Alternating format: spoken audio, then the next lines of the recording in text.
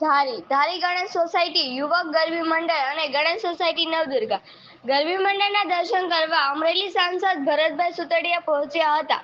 Ganesh society યુવક ગરબી મંડળ અને નવદુર્ગા ગરબી મંડળ 32 વર્ષોથી હિન્દુ મુસ્લિમ પ્રતીક છે.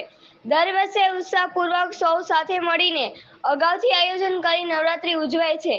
આ વિસ્તારમાં જેટલો ગરબીનો ઉત્સાહ હિન્દુ છે એટલો મુસલમાનો પણ એટલો જ ઉત્સાહ હોય છે ને ધામધૂમપૂર્વક માતાજી આરાધના કરવામાં આવે છે.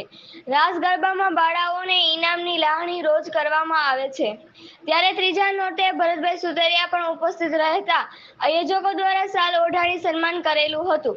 સાથે અમરેલી જિલ્લા ભાજપ પ્રમુખ અતુલભાઈ કાનાણી, ભૂપતભાઈ વાળા, અનુભાઈ લલિયા, જળ સરપંચ દિલાવરભાઈ લલિયા સહિતના કાર્યકર્તાઓને મંડળ દ્વારા સન્માનિત કરેલ હતા. રિપોર્ટર હુસેનભાઈ સંઘાર, ધારી.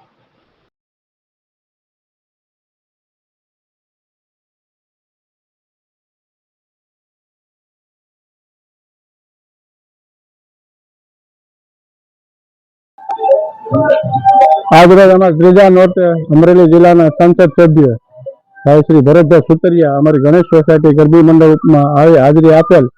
તેમજ આ ગરબી હિન્દુ મુસ્લિમનું પ્રતીક હોય.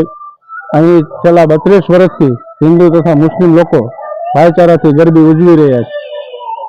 આજે તેમજ જિલ્લા ભાજપ પ્રમુખ અતુલભાઈ કાનાણી, પૂર્વ ભાજપ પ્રમુખ જીતુભાઈ જોશી સહિતના અગ્રણીઓ ગણેશ સોસાયટી યુવક મંડળ ગરબી મંડળમાં હાજરી આપે.